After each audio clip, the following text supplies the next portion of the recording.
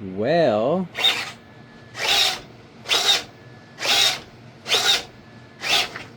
that was with one hand. Got the other hand holding the phone. That was a little tricky. So yeah, move the servos. I only had to move them down like an eighth of an inch, um, which was real easy. I just cut the slot a little bit bigger, and then I put covering on this side.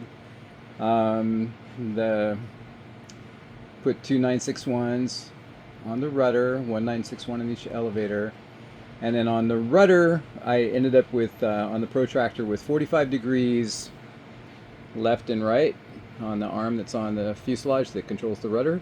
So this one goes from to be determined center, goes 45, 45, and at the same time the one on the other side from a to be determined center goes 45, 45, and that gets the rudder to go 50, 50. So I'll have to make a video on that and show those are not 90s and show what happens when they are 90s, what happens when they're not 90s. When they're perpendicular 90s, perpendicular to the servo body and, you know, square with the world, perpendicular to the plane and everything, then you wouldn't be equal.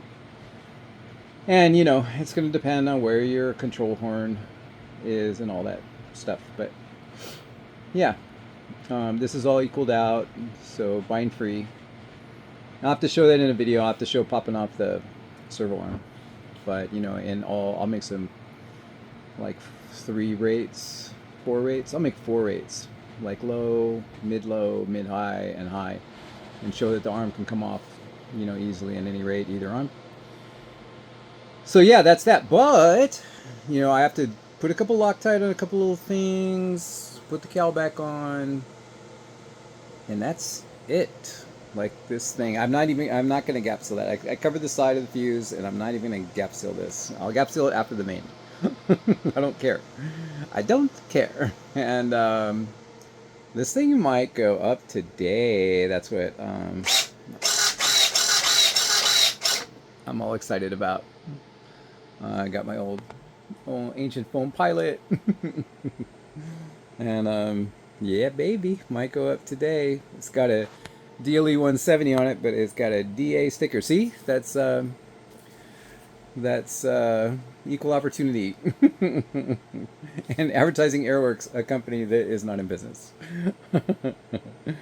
All right, man, out. I'm just yeah, excited to show you guys, excited that I have it, you know, it's ready to fly.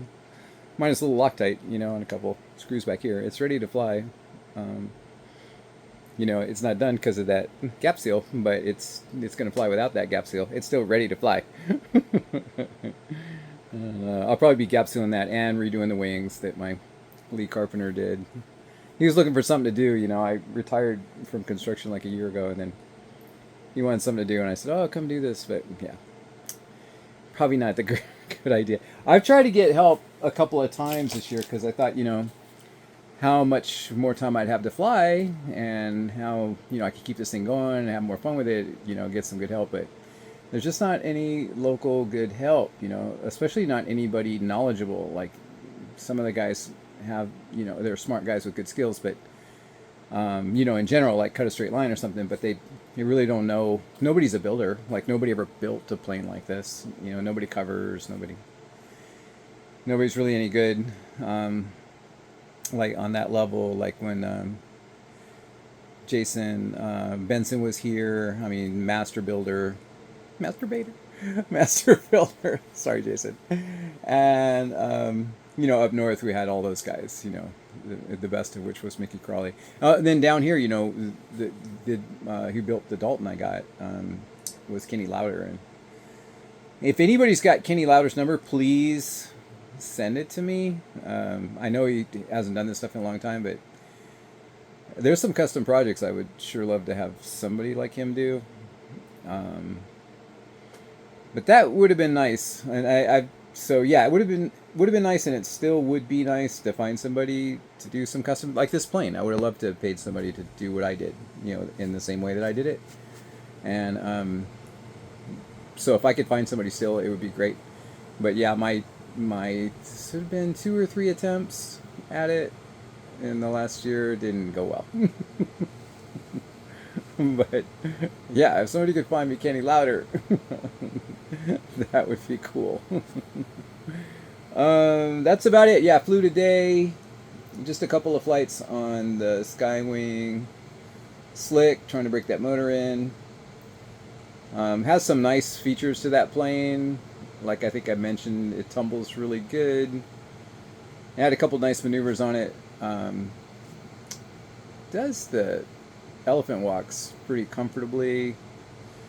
It's a real good plane. You know, they all are such good planes. But yeah, I did the whole time. I wanted to just fly my Edge, my Extreme Flight 104 Edge. That's definitely the one that I like flying right now. But they're all so good.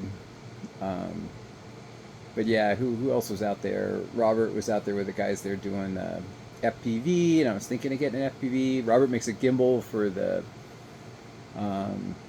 head tracker, so that you can turn your head, you know, and look around while you're flying. And then it's a far cry from hardcore freestyle, but you know, might be fun to kind of fool around with. And then we got a new member at the field. He's 24. Like, that's like 3 times younger than the average member.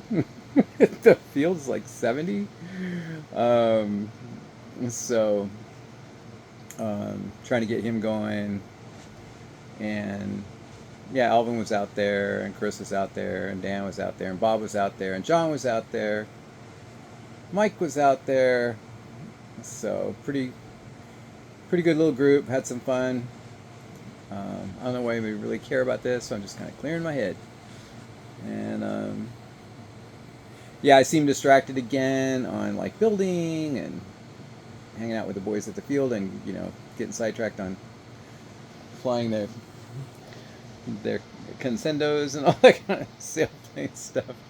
I feel like I'm not grinding hard enough to get better, but now that I've gotten this thing done, and you know, everything's dialed, I still want to get that extra 300X, the Hangar 9. I want to get that going. I don't really care about anything else. I got like 3 or 4 other projects, but that would be nice to have that, to just really rock and roll on the you know, low. It's hard to get away from down on the deck, man. It's just such a good expression. DOD, baby, down on the deck. So yeah, I would like to have that going, but it's really fun to have this thing going. It's really fun to have, you know, the 4 or 5 other planes that I have going. They work really good. Maybe 6 or 7. Yeah, so feeling good. And I'm wasting your time now. This whole video was kind of just wasting your time anyway, because all I was just, you know, thrilled that I got the tail done, and that this thing is ready to go and Mako up to date. And that's all I have to say about that. Okay, out.